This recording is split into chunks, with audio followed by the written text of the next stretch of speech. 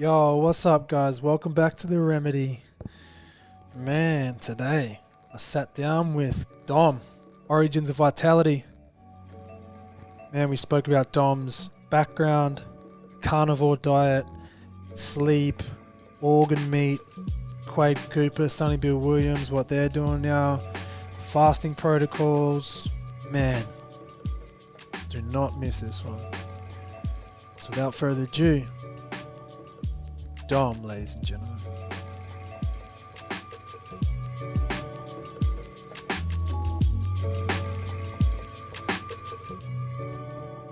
Live. What are you drinking, bro? What? That's a large bone broth. Homemade or what? It's made here at the gym. I'm at Nirvana Strength at the moment. Nirvana Strength in Bali. Yeah, man. We have a kitchen on site. Has all of the carnivore treats on tap. Damn. So we've got Dom from Origins and Nutrition. What's your last name, Dom? Call us Rapson, double barreled. Ooh, my man. And Yeah. I haven't personally met you, Dom. Know of you through Real Movement. Everything that you kind of talk about, I have been in line with. I love what Paul Chek is about. I'm not sure if you're familiar with Paul Chek. A lot of your stuff kind of correlates with Paul Chek as well. Yeah, I studied that at first. Goes super deep, man. Like your stuff goes super deep as well with Paul, but I can kind of relate to you a bit more because I kind of have a sense of knowing you. So that's how I kind of know you, man. But do you want to give us a little background on where you're from, and who the old Dom kind of was?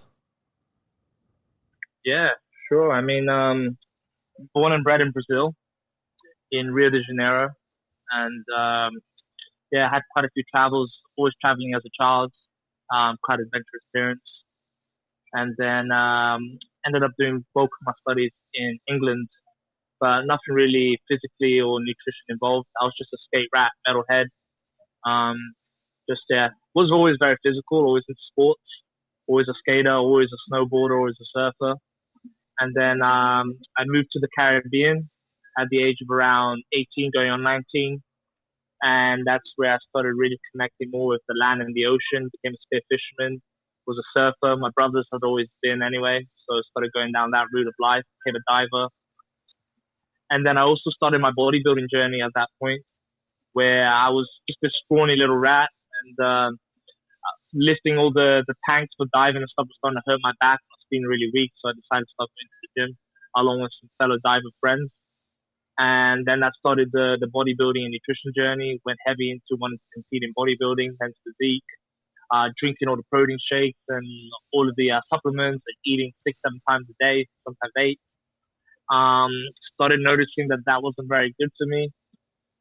Went then through a huge new age spiritualist shift that most people end up going in their early 20s when they start going all hippy dippy, vegan, and just doing yoga and that kind of stuff. Started spending time with a lot of Ayurvedic practitioners and Rastafarians in the bushes of Barbados. True. And yeah. So Did you go quite a few psychedelics or places in Barbados like that. What's that? did you go psychedelics? Yeah. I was into psychedelics, man. Like in Barbados, you just go to the cow fields in the bushes and pick all the shrooms yourself. And yeah, I used to do that quite often, actually. Man, that was one question that I had from you from listening to Jordan Potts Exalto. If anyone hasn't listened, go over and listen to that. Dom goes into depth about where he's from and how he grew up to how he is today. That's on the Exalto podcast. Shout out.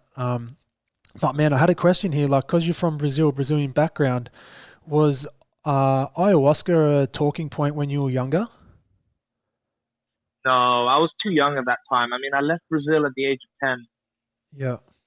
but yeah, I've been around the kind of people that would deal with it, and yeah, it's quite common, it's well spoken about there, but it's nothing that I seeked out myself. Okay. Yeah. Cool. Yeah. Yeah. So Still, continue. it's not something that I wish to dive into. I mean, I've gone down the path of DMT, Divine Molecule of Truth, things like that. But yeah, just since being on this nutrition pattern, my outlook and my feelings of who I am and my focus is so clear. I don't really need it anymore. Yeah, true. So you've kind So of gone through a spiritual journey through nutrition. yeah, pretty much. Yeah, so you And then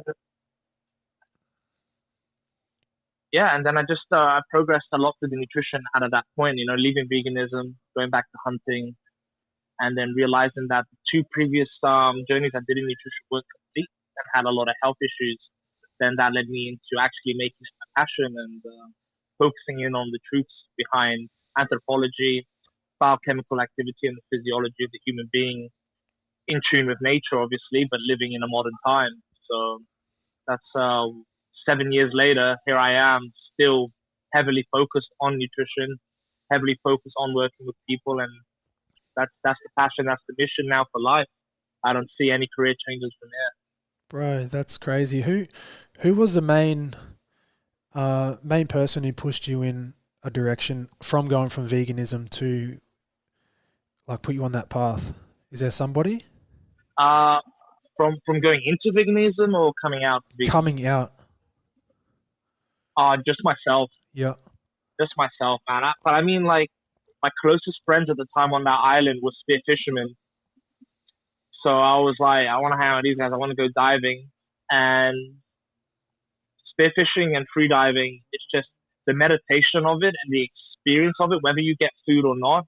It's just so rewarding and so life enriching. It gives you such a mind blowing connection to what life is and the potential for it to be taken away. That I was like, yeah, I'm going back to hunting. The veganism, I was starting to feel hormonally and mentally that it was just not right. So I was physically decaying and I was mentally decaying. And when I started to put these things together with the nutrition and I started going back to meat, and the changes were so radical within a few weeks that yeah, that's what kind of got me out. And then that's what led me to think, well, I've got to understand why this is happening. I just don't want an anecdotal experience. I want to understand what biochemically is going on for these issues. And that's what kind of set me off a bit and onto the path to then going into keto and then further years down the line to carnivore. And who have you got like most of your teachings from? Who have you learnt through? So, I mean, I did the standard nutrition courses that everyone does, you know, to become legal, to become certified. But then I actually I was still giving plants and plant medicine a lot of hope and faith. So I was still looking at that. So I worked in a juice bar. I worked with a lot of different juicing protocols, apprentices. So I learned a lot about making juices, doing cold press and sprouting, activating. So I did a lot of studies in that, and I worked in the field myself to get a better grasp of it. And during that time, I then started. This is while I was traveling to different tribes. This was after coming back from Barbados, and I was living with different tribes and seeing that they weren't consuming that many, not the healthy ones anyway, weren't consuming that many plant products because they didn't have that reach and abundance. Working in a juicery where they're buying and shipping foods from all over the place and then have all these ingredients, that didn't work in nature. And I saw that from my travels to all these third world countries, hanging out with tribes and different demographics of people. And then during that time, I was studying metabolic typing and blood typing. Mm. That's what I was at. So Dr. Diadamo, and I studied under the Chek Institute. So Oh, I became really? a holistic lifestyle coach. So I did study with under Paul Chek's methods. Yeah. That was the bulk. And then I was practicing that metabolic typing, equatorial types, northern hemisphere types, different blood cones. And it wasn't really giving me the excellent results. I was getting some good results, but then it wasn't quite spot on. It was too sporadic in how it worked. And then I started to see that biochemical individuality actually had a lot of pseudoscience and wasn't actually backed up by any biochemistry. So the only thing I took away from it was that the only thing that differs is the environmental factors affect your genes, and certain gene mutations can occur, and therefore some people would have certain things, but that wasn't the bulk of the population. And then I started to also see that the only differences were organ sizes and the amount of hormones and chemicals that they gave out, which still didn't mean that every human being was designed to eat something different. And then I started to put into sense that how does a machine that's made in one place, very simply, somehow all of these machines need different components from all over the world to work. It didn't make sense. It's like you buy there's different genes obviously, but let's talk like I'm a motorcycle head. You buy a Kawasaki, you buy a Honda, you buy a BMW or whatever bike, and yes, they all perform slightly differently, but they all need the same fuel and actually the same parts. The same parts are a little bit different or more expensive. Yeah. And it's the same with the human being, it's the same outlet. So I started diving into ketogenics and experimenting myself. I then got lucky enough that I had friends and family that trusted me with certain cancers that were going on. So I got successful results in just basically working with their cancers and just programming from what I knew then during ketosis basis and working with certain thyroid issues. And I was successful. That gave me a huge boost in confidence to keep going down that path, and that meat was a necessary part of the keto diet. Man. So that's kind of that in a nutshell, even before Carnivore. Carnivore just came later. It was just like the last thing to really dive into. Yeah. But when I went into Carnivore, all of those results that I was still doing keto with metabolic typing and blood typing, the results just got accelerated like tenfold in a positive way. And yeah, that's why I decided to test, do everything with Carnivore. And now I'm experimenting with raw meat, raw fish, bone broth, and that's about it. Man, what do you think that Carnivore is for everybody though? Like, yeah, that's a really good question, and I get that quite a lot on Instagram. Like, do you think everyone can do it? And I'm like, yeah, biochemically and physiology speaking, yeah, everyone's able to do it. You've all got the same capacity. Your body was made for this, and your body is so adapted to thriving off of it that yeah, everybody can do it. The only determining factors that means you won't do it is the people around you and your environment. So, are you able to afford or have the sourcing for all of the meats and stuff like that? Because eating this way can be expensive to some, depending where they are. And the thing is, if you have a lot of people speaking into your life, they're like, "Oh, it's dangerous, it's bad, don't do it," or you have like a rich heritage family that gets around together to eat loads of their common ancestral foods or whatever, or like people in Italy. My Italian clients are the hardest because they always get together with family and it's just bread, pasta all the time. But they all feel shit, they're all pretty ill, but it's just this cultural thing that's hard for them to fight off. So when they were doing my program, at least once or twice a week, I kind of had to help them like get over this issue and still allow them to have it because it was so culturally ingrained that they couldn't escape it. Damn. But everyone can do it physically. Like everybody's body will adapt, will go back and thrive on this way of eating. It's not one type of person. I mean, I've worked with all the genders. I've worked with genders that have changed. I've worked with people of every continent, black, white, mix of whatever, Asian. They all adapt extremely well and get incredible results. There's not one person that has failed or in my line of work that I've ever damaged from giving this. They either rejuvenated or maintained in some way. They've never been damaged. That's fucking solid. That's solid stats, bro. And how long have you yourself been on Carnivore or teaching Carnivore, helping people with Carnivore? Coming up to 3 years now. 3 years. Yep. That's solid, man. 3 years Carnivore now. I've been on it since last November. Obviously coming into this year, I'd been a little bit, still getting a couple of carbs with rice and stuff through football. Also with the metabolic typing diet, I got blood lineage to Japan as well, so I do kind of well with rice. Yeah, I've now just knuckled back down straight Carnivore again, and man, like I feel, it's crazy how good I feel. Like I went to the vegetarian couple of years back and keto, but yeah, Carnivore is just, and when you were saying it's sometimes it's expensive in certain places, like here in Australia, man, you're kind of saving money. Instead of buying all the plants and leaving them in the fridge, you're kind of wasting it away by the end of the week. Whereas the meat, you're just in the freezer, and when you need it, you get it out. Like, man, I pig out. I every time I go to Australia and I spend time like just training there or doing workshops and stuff, I come back 5 kilos heavier in muscle for the amount of meat I get. It's like when I go to Australia, I know that it's like I'm coming out better when I come back to Indonesia. Like it's incredible what you guys have there, the abundance. It's so sad that you have a majority from Melbourne and Sydney that are trying to push veganism so hard Mm, when your country is so well built on freaking meat. Like mm, same, but it's also like what you said from your experience.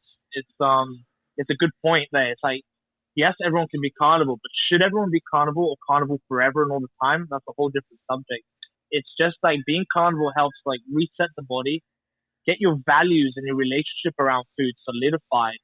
So that you know, like you can have things here and there, but you know what at the end of the day should make up your plate most of the time and what actually serves you a good purpose. The rest is just decorative or as a use here and there, you know. But I guess this is what I get from most of the clients I work with is that some of them stay on. I have clients that have stayed religious now, like strict, a year or 2 years in. But I get some guys that, and the biggest thing is now I have control over my body and food now. Whether I want to have other things to introduce, I have control and I have understanding. And that's the biggest thing I think Carnival gives to people. Whether they decide to stay on it for more than 3 months or a year, it doesn't really matter.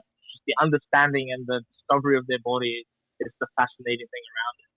100% can relate to that, man. Like 100%. Like I was on it strict for till November, and then when I would then go into carbs or splurge or eat whatever, I have that relationship where it's like, okay, I need to reset. I'm going to go back to carnivore, strict, feel good, whatever. And then next time, I know not to touch that certain type of food that made me feel shit, and I know what makes me feel good, what I can implement in, and it's just a little journey, as you say, yeah. But on speaking about the meat here in Australia, can you tell us why it was beneficial to go organic to non-organic meat? This has been one. I mean, I was so heavy for organics before, especially when I was eating a lot of plant matters and such. But the more and more I see, like most of the places that aren't labeled organic are the organic. Most of the places that are labeled organic are just paying for a title, and the organizations behind it aren't the cleanest. There's a bit of corruption there as well, and it's all about money. But I mean, if you're going to family farms and stuff, you're pretty much getting organic. Yeah. And it's best to support those. Like, go to the butcher that you know is buying in from a farm nearby on the same county or region of your land. Sorry, not county. You guys use territories, right? Yeah. And that's the most beneficial. So what you're doing is you're helping keep a supply chain that's not only feeding a family, keeping a family clothed, but they're doing the work for the soil in your area, which means that there's going to be less drought in your area. There's going to be better ecosystems in your area, and you're creating less pollution and spending less money on transportation coming from your area. So for me, I mean, just it's mostly about supporting local. Is that why are you buying New Zealand or American beef and such when you can buy beef coming from your territory? 100%. Yeah, like that's me too. Local butcher, help them out. Ask them where the meat's coming from, compared to just going to Woolies and getting how many hands has that meat been through. You know what I mean? Exactly. Yeah. Where is that being processed? That's the thing. Like what I noticed from Australia that was amazing is wherever I stayed, every person I stayed with was like, oh, there's like 3 of these local butchers in my neighborhood. Whoa. You don't see that often in most places. Have so many butchers in each. You guys have these like little like shopping mall areas that would have a Woolies or a Costco and whatnot, but there's always a butcher there, and we always go there. And like, yeah, the meats are always coming from very nearby, all handcrafted, selected, usually organic. You know? And Australia has a huge problem with drought and fire and stuff, all because they're not letting the farmers manage the land. Letting the carbon being retained in the soil. The more carbon in the soil, the less drought, but also the less flooding you get. You guys have a problem with both in certain seasons, right? 100%, man. So yeah, it's amazing, man. Brother, I wanted to touch on. I play like second tier rugby league over here in Australia. It's like one under the NRL, but like I know I got a following from a lot of the boys that play football. I'm around 94 kilos. And how much meat intake would I need daily to maintain that, or to even add a little bit? Maintaining is a hard one because if you're eating adequately for your body and you're training hard, you're just gonna keep growing, and there's no doubt about it. Yeah. So, I mean, for someone 94 kilos, I would say at least a kilo of meat a day. At least a kilo. That's like standard. Yeah. At least a kilo. You should be able to put that down easy, whether in one meal or spread across 2 meals. See, I normally don't like I'm kind of guessing, which is kind of obnoxious of me. I normally just smash it lunch and dinner. Yeah. You know what I mean? So that's one thing that I kind of want to start kind of recording, seeing how much meat I am. But there's a ratio, isn't there? There's a ratio. The amount of, say, 1 kilo of meat is equivalent to how much protein? Depends what you're eating. True, That's yeah. where it gets specific. Yeah. Then you're looking at your goal. Like, we always want to be, I'm talking like you want to eat a kilo of meat for just health and just to keep up with the capacity of training you're doing. You're very active, right? Most people aren't going to eat that much if they're not training like how we're training. Yeah. If you train twice a day, 3 times a day, yeah, you want at least a kilo of meat. But now, what is your training goal? Is it to add muscle like in a fast amount, or is it to lean down? Or is it just to recover injuries and such? This is where then the ratio starts to get more important, and the types of meat you're eating are important. So are you eating just a kilo of red meat, or are you splitting that between shellfish, seafood? What is the goal, the outcome of this? I'm not sure if you saw recently Sonny Bill and Quade Cooper have come out in the news with the protocols that they've been doing. Yeah, I was going to bring that up. That's pumping over here now. It came out yesterday, I'm pretty sure. You had a hand in, you had a sit-down meeting and chat with them, didn't you, briefly? Yeah, I programmed their adaptation and their on-season turnaround tables. So we went our separate ways eventually, but yeah, so I programmed that, and it's amazing that 8 months down the line they're still following it. I thought they'd probably just do here and there, but it seems like they're following to the T. If you would have noticed, like Quade came out exactly with what he's doing, which was a mixture of red meat, bone broth, and seafood, which is the oysters. And that's something that I instilled in them, because our goal with them was not only to increase energy, lean them down, and keep good muscle mass, but it was to rejuvenate their injuries. So I gave them a specific balance there to help with the injuries. Like, I really wanted to get Sonny Bill off of his inflammatory pharmaceuticals that he was taking in order to perform, and now he's off them.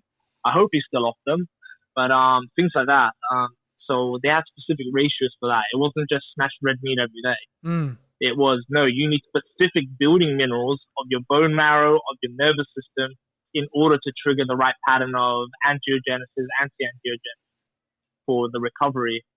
Yeah, 100%. That's how fucking deep you go, bro. Like, down to the minerals, you know. That's why I look up to you and really do take in the knowledge that you give out on your social page. And, like, pretty similar. Like, when Quade came out and said what he does in a day, it's pretty similar to what I went off, and I didn't even really chat to you or whatever. I'm just like, fuck, this guy knows what he's talking about. Keegs, a couple of other people, like, yeah, like guru. So, what is, I had here, so you mix the shellfish and the red meat. Which would be the best organ? Liver?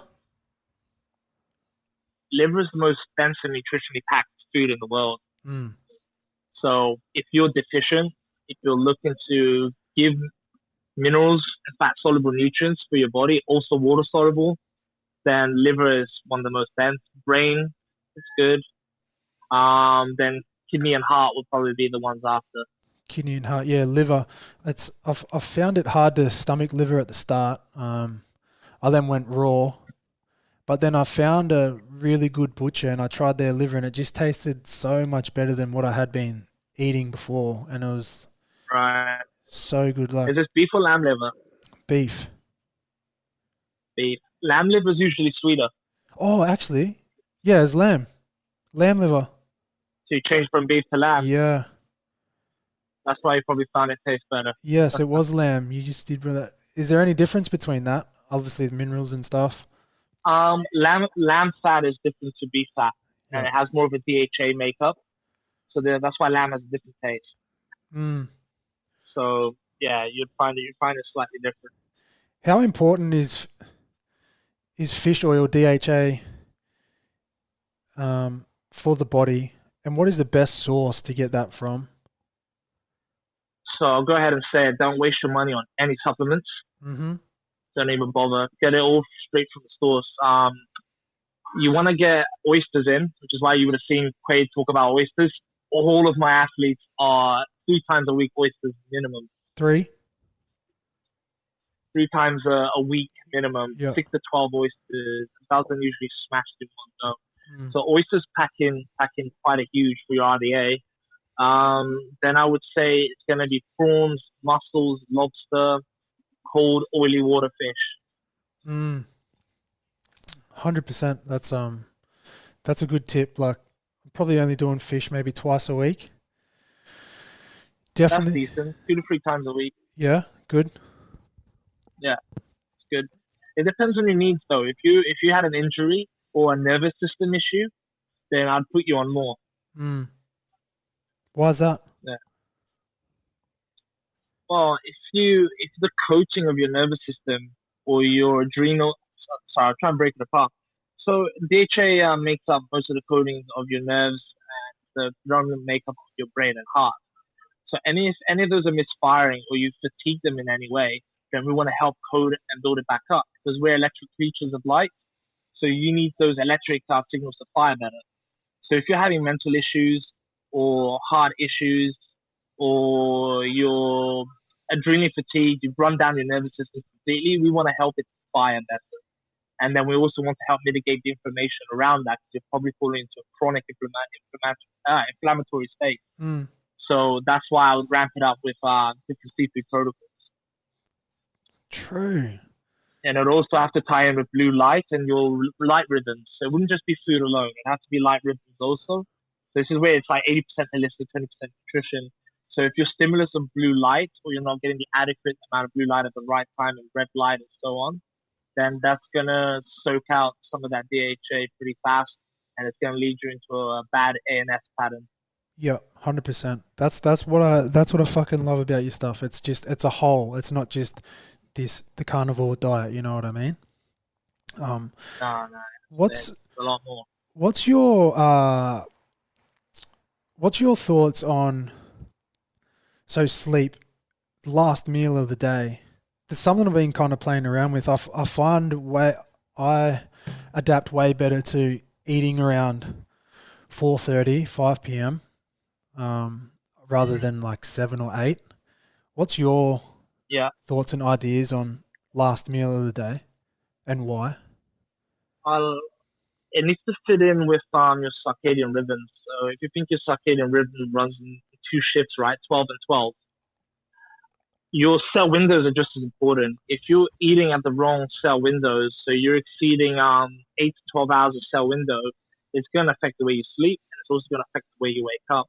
Most people aren't going into deep REM sleep. They're staying in light sleep for quite a bit of time because the switch of the nervous system is either late or not working completely. That's why they wake up groggy, tired, unrested. They fail to get a good REM or deep sleep. And so eating within a cell window, so making sure they're eating within 6 to 8 hours is the most optimum. And then you got to remember that it takes 3 to 4 hours to start a fast again. So you want to make sure that you're eating 3 to 4 hours before bed so that your parasympathetic system is activating at the right time. You're starting to feel sleepy. Your mitochondria are starting to shut down. The digestive system starting to rest. And then you want to go to bed. You don't want your digestive system working while you're going to sleep. You want the immune system focusing on the rebuilding and rejuvenation of your old cells and new cells. So if you still have all your blood in your stomach while you're going to bed, you've got no blood flowing around the rest of your body in the capacity needed to rebuild and restructure the body. So then falls into sleep patterns such as something you probably would have known from Paul Chek, should be in bed by 10:30. Now, if you're going to bed by 10:30 and you're hitting deep sleep by the time it's 3 a.m. as well, and between that time, you're allowing mental and physical healing. Physical healing is usually starting around 10:30 to about 1 in the morning, and then the rest is mental healing, and then you end up getting a bit of light sleep towards the early hours. So you've got to think about you're eating late, you're watching some crap on TV or Netflix and stuff, stimulating yourself with blue light, and then you're trying to digest while you sleep. It's a room for disaster. So it's very important.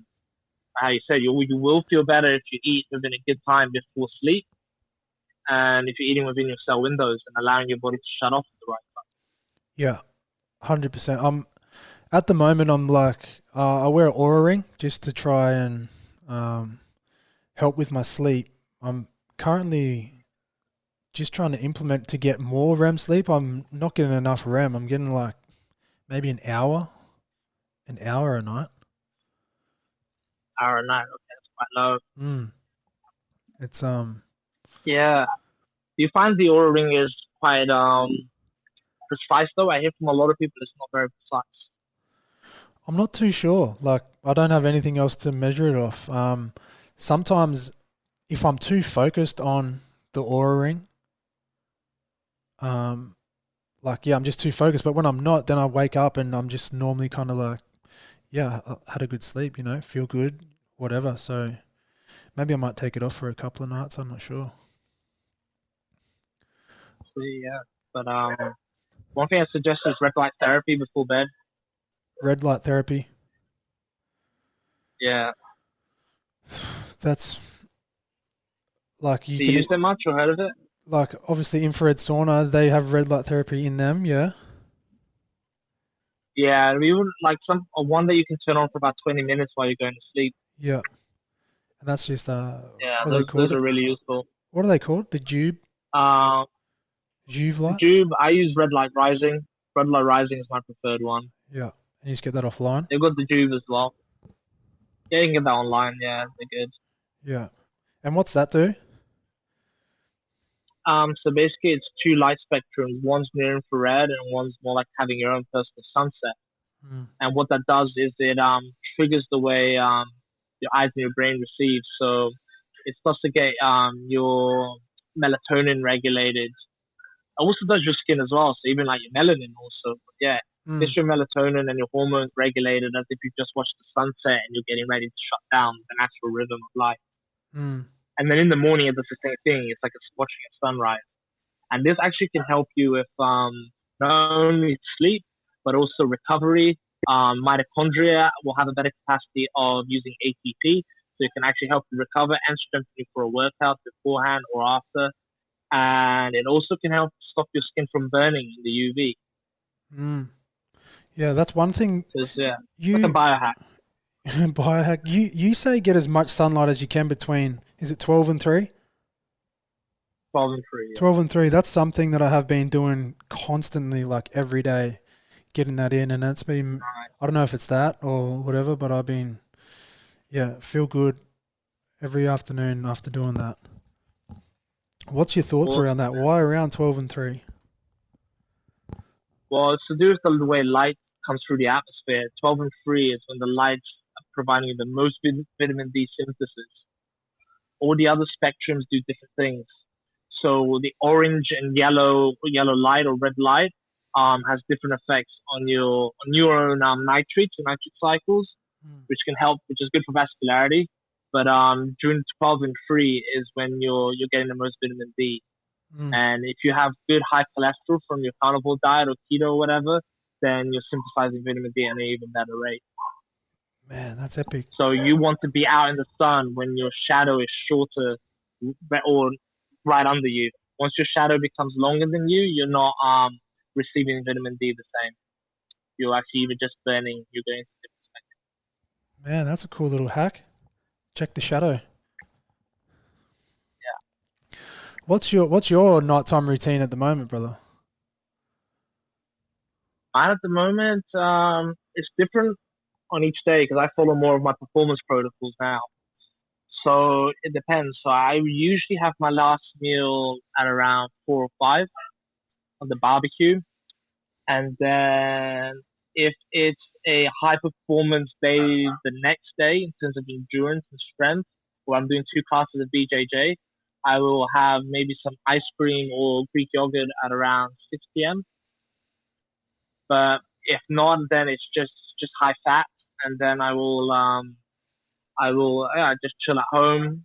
I'll either watch the sunset here or be under my red light. If I'm studying or watching something, I have my blue blockers on, Mm. and then I'm usually in bed by 9, 10 p.m. Yeah, 100%. Yeah. That's cool. That's cool. How you? Sometimes I have the dinner later.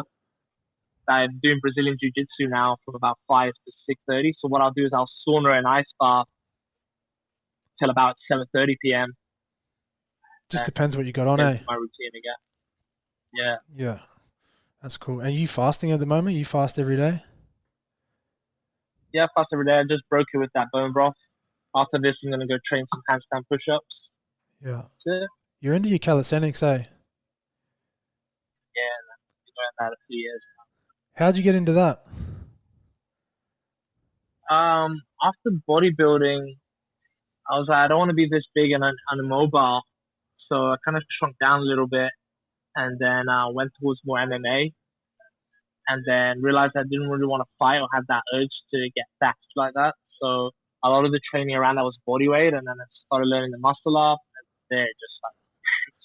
It's like an addiction, bro. That's one thing that I kind of want to get good at, man, is calisthenics, because it's just raw strength, you know what I mean? There's probably technique to it as well. Good but fun, man. Yeah, it's a lot of technique. That's why anything that's hard and requires time and time of doing something is what I enjoy. So I enjoy the process to get to that skill. And then once you get that skill, you're like, I've done it now. What's the next thing? So it's really enjoyable like that. And then I got into tricking and parkour as well, because it's the same thing. You've got to drill and create so much nervous system muscle memory, so like neuromuscular activity to get the skill. And then once you get the skill, it's like, oh, well, how can I do the skill in a harder way, or what can I add on to it? So I just do mostly the both. But, back into jiu-jitsu now, it's the same thing. It's like a chess game. So much skill and thought behind it. You can't get good at it within a few months. It takes years of smacking your head against the wall before something unlocks. So Bro. I get glued to anything like that, man. Hunting, surfing, anything that takes real skill. I just love it. I get addicted to anything that forces me to really put time into it. To growing mindset, brother. Yeah. And you're currently in Bali at the moment. To my next question, this is kind of tying to Bali, bro. Papayas. I heard like ages ago that papaya is good because of enzymes after eating meat, like helps you break that down. Is that true or no? I actually got a freaking. Oh look, there's a papaya tree right there. Everywhere here, man. Yeah. Like I don't think it's they do have enzymes, like, especially pineapples is more the one. Like pineapple, like if you eat too much pineapple, especially the core, it'll start to make your gums like bleed. Mm. The enzymes are so like harsh, but it can have that effect. Although I generally don't believe in mixing, because fiber soaks up fat less. Therefore, when you eat these things together or right after each other, you're actually diminishing your potential to absorb nutrients. So the fiber actually binds to them. And then you've got more so vegetables, not fruits. Fruits are much safer. But if you the fiber from vegetables, you're then putting in anti-nutrients that have to leach out minerals from the meat you're eating and your own body to assimilate it and to be taken out of the body. So I wouldn't suggest mixing fruit. Maybe you could have some beforehand, separated by like 10 or 15 minutes, because fruit is quickly digestible. But I don't believe the fiber or the fruit is necessary or helpful, really. That's just something I heard. Like, every time I have a massive meal of meat, like, I don't feel bloated or find it hard to digest or anything like that. That's just something that I heard. My brother, my brother kind of asked me about it. He marinates. He's like a mad cooker, but he marinates like his meat in papaya and raw milk and raw cream and stuff like that. So he nice. That's his question to you. Cool. Man, say there is a use for the papaya seeds though. Yeah? The papaya, they're like black pepper. They're very strong. If you crush them up, you can use them as an anti-parasitic, antifungal treatment. So that's what your meat is effective in. But the fruit meat itself is just fructose and fiber. The enzymes, it'll probably make you want to go to the toilet in a way, but yeah, that's good information, man. You really need. You said it takes 4 hours from your last meal to get to get into a fasting state. Now in the morning, Yeah. like I fast till 12 pretty much every day, or maybe even 1. But bulletproof coffee breaking that fast in the morning? Yeah, technically, bulletproof fast is activating a cell window. There's not necessarily enough energy to stop your body from doing the processes of a fast. It actually can help. It can speed up the release of glycogen from your liver and get your body utilizing fat and ketones quickly. And it actually puts you in a state of stress. So it raises your cortisol for up to 17 hours, which is why coffee is very aging. But by raising that cortisol, you're going to start gluconeogenesis and autophagy faster because it's a stress hormone of atrophy, cortisol. So it can help in that sense. But what you've got to remember is that it activates your mitochondria and it gets your mitochondria working faster. So if you had a coffee at 6 a.m. or 7 a.m., that's when you actually started your cell window, not when you ate at 12 p.m. Mm. So if you had a coffee at 7 a.m. and then you're having your last meal at 6 p.m., 7 p.m., you're going to the end of your cell window and you're disturbing your cell window and circadian rhythm. So that could be So that's why. all you got to take into account. Mm. That can mess up your sleep. Yeah. Definitely could be. Like I'm struggling a little bit at the moment with coffee. Like I love my coffee. I normally try to do 3 weeks on, 1 week off just to get back in line. Yeah. Do you have any thoughts around coffee, good or bad? It's not a superfood. It's bad unless you're using it athletically. It's a gut irritant. It's an anti-nutrient. Mm. It ages you quickly. It adds cortisol to your day. It adds 17 minutes to every normal minute of life. So just use it wisely. Mm. Not something to be used every day for no reason. Or most people just drink it as a social thing, especially if you're already stressed out at work, athletically. You have a lot of stresses in your life. You're adding more stress to yourself. And obviously, if you're using it to get enough energy to do anything, you've got to stop questioning what's going on within. 100%. 100%. That's a good question that I need to ask myself, bro.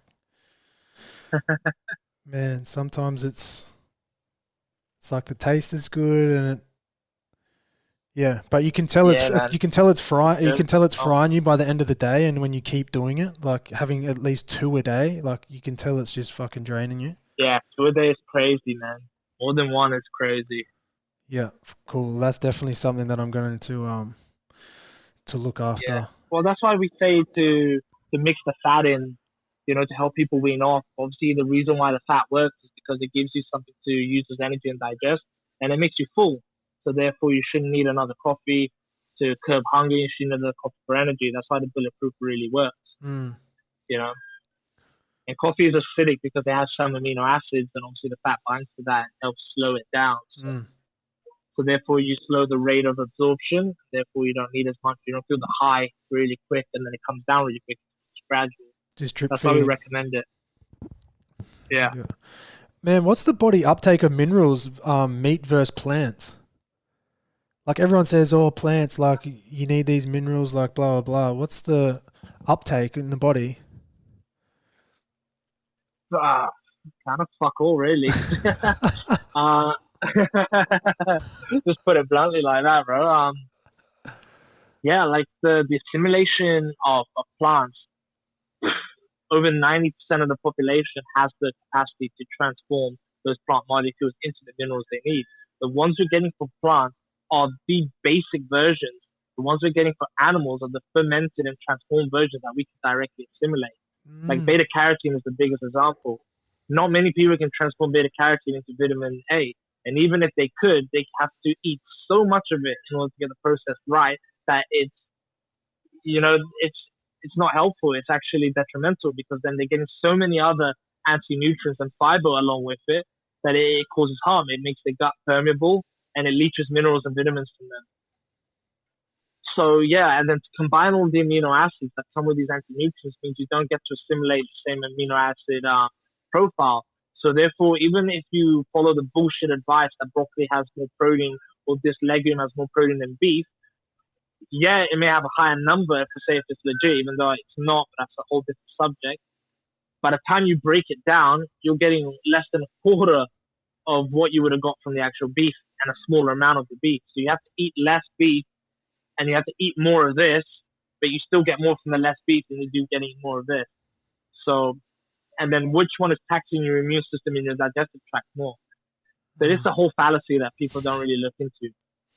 I know. So yeah, plant nutrients are very void and can be detrimental to most people to try and absorb. Mm. And there's also certain things that you can't get from the plant world, like proper vitamin K2, maybe in NATO, that's about it. Collagen, DHA.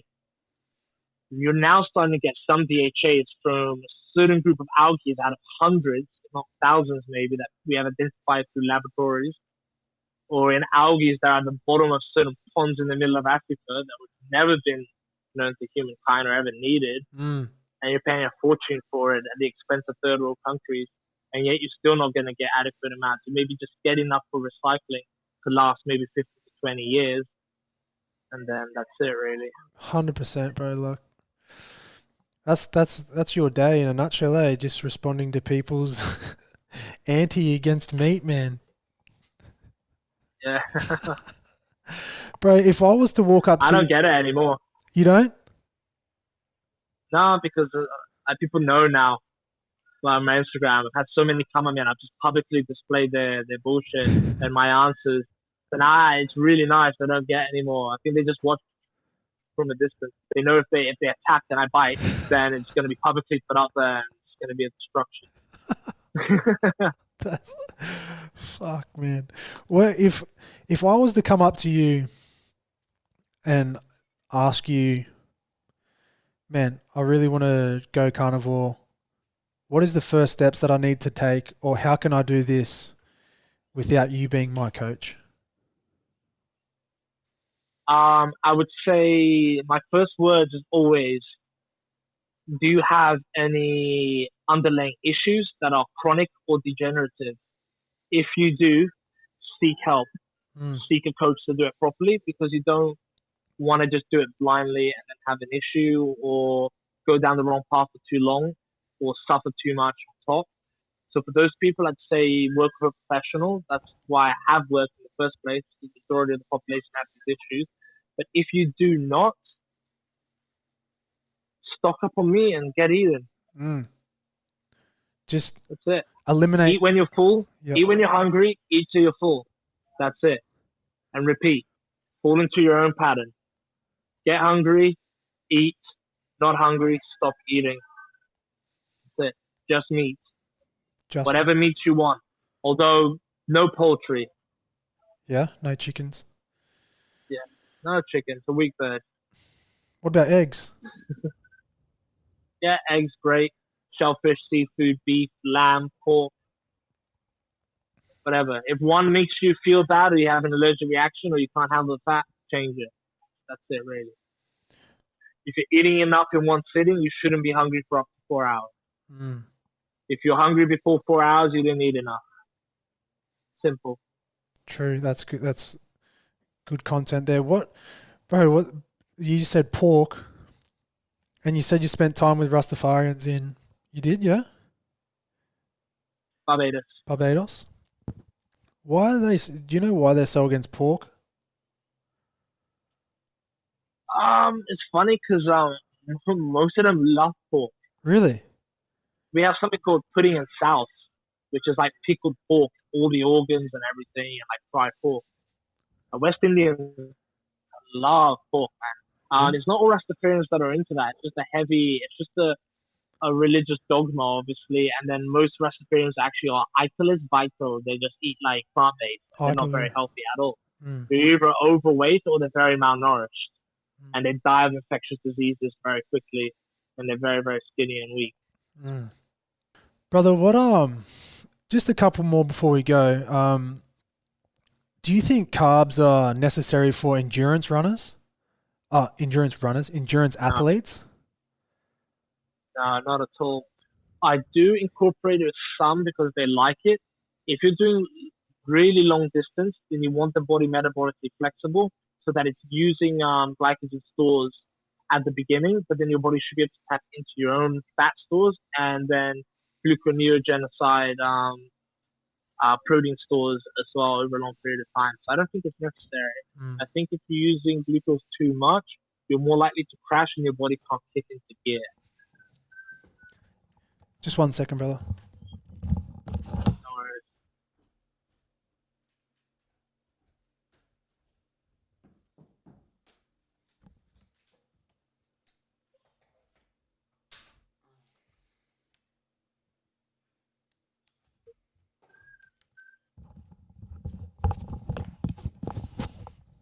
All good?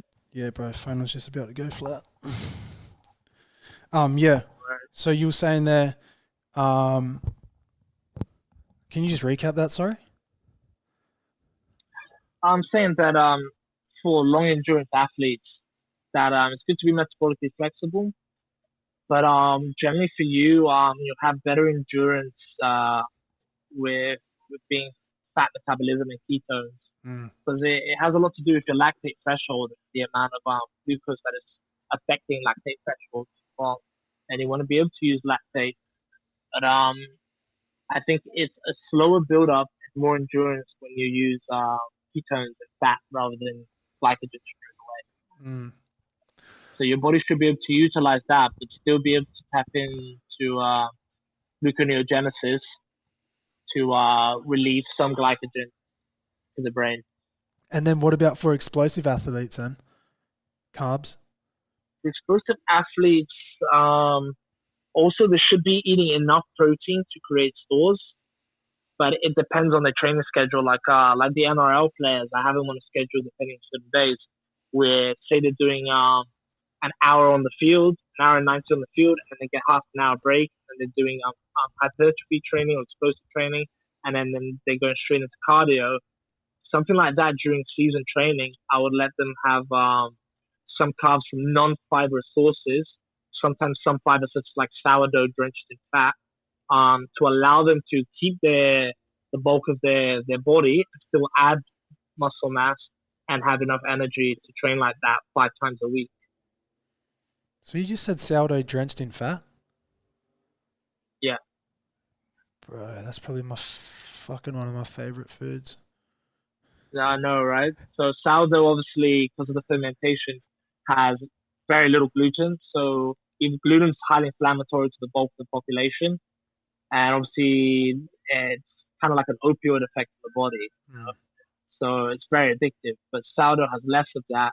And then what you do is to satiate the body while still giving them some of those carbs without too many anti-nutrients and allowing the body to break down the little anti-nutrients they are, is obviously drench it in ghee or butter so that you have a way. And obviously the sourdough is going to soak up some of that, so you want more. So they add bone marrow for the vitamin K2, for the bone marrow complex, the stem cells, and a host of other minerals and proteins and saturated fat and DHA. And then sometimes on top of that, you'd add bacon and poached eggs. And that would be one of their breakfasts. Fuck, that sounds good, man. It's good, man. What's your next year looking like, brother? What do you want to do? What's my what, sir? Your next year. Focusing on the NRL players. So I'm working with some of the guys from the Roosters. Really? Yeah, and I can't reveal who yet. Yeah. Or who's, like it's a few of them. But I'm working with them, some of the younger and some of the senior players. We'll see how that goes. So far, they're doing really well. Obviously, the season's starting back up again. So I'll start working with Total Weight Recovery and developing more partnership with them. They're awesome guys. So more collaborations, more NRL work. I learned a lot from working with Sonny, Bill, and Quade. It was a shame that we weren't able to keep up the relationship. And as you can see, they're not really crediting or pushing it anymore. But just happy that they're talking about it more openly so that more guys are getting on it. But yeah, I'd like to get more into those professional sports this year and really change the thinking and the coaching around these players. Bro, 100%. Like, what so, you've got a couple. You got UFC fighters. But yeah, I've got fighters, not UFC. I have kickboxers and BJJ, Brazilian Jiu-Jitsu, but in their respective rounds, not any of that mix. Yeah. I'd like to get down on the UFC fight. I actually made some connections here with UFC coaches here in Bali. So I will eventually like to program for that as well. It's just getting more into that side of things, rejuvenating athletes. And I want to get more work tied in Australia, and I'm going to spend a lot more time in Australia also. That's epic, bro. I'd love to meet you in person. And I also, I think, I think that will happen, man. yeah, for sure. I think I'm going to reach out to you after this and maybe even go on one of your protocols and stuff like that, just so I can get more of a look into how my body works and what works well for me, as I'm just picking up bits and pieces from you and from other people, not necessarily for myself. Awesome. Sick. What team are you playing with? I'm playing in Keegan's brother Rowan, his team, under his team. Okay, what's it called? North Devils. North Devils. Yeah, so it's a feed. You know I'm Jaden Corey? Yeah, I'm good mates with Jaden. That's how I kind of, since when that camp started, Jaden was there listening to your chat with Quade and Sonny. Yeah, and, yeah. You know? Yeah, I wonder how he's taken on, because I gave him some protocols back some time ago. Yeah, he loved it. He pumped it. And just with all the COVID stuff going on and how football got cancelled and stuff like that, I think it may have threw a spanner in the works there for him. But yeah, he's going well. But he elaborated on some of the stuff that you gave him, and man, I kind of implemented a bit of that, like the biodynamic yogurt with honey and stuff like that. So yeah, I'll definitely reach out to you after this, man. But let's just wrap it up, man. We've been going for an hour, and I really appreciate your time without even knowing you. But man, if people want to get in touch with you and or reach out to you, it's Instagram, Origins of Vitality, and Origins.nutrition Instagram. What is it? Origins.nutrition Instagram. Oh, Origins.nutrition, sorry. And you're also like a coach for people, yeah? Yeah, so that's the bulk of my living right now, my passion. So I work with chronic degenerative diseases, like thyroids, digestive issues, further chronic mental issues also. So any issues of the organs is something I work with, and then performance in athletes of all fields, as I said, is what I want to get into more. So, but yeah, people can see more of what I do on Instagram. I post more liberally there, and I give a piece of more of what kind of coach I am on there. But then originsofvitality.com is my website, where it's more formal, and you can download my programs PDF, see how my programs work. I only offer 3 types of programs. Yeah, awesome, man. Like I said, man, thank you so much for coming on today, and really appreciate your time. And yeah, all the best for the rest of the year, man. I appreciate it, man. Hopefully we'll meet this year. I can't wait to get back to Australia this year, man. For sure, man. All right, awesome, man. Thanks for having me on. Thanks, Tommy.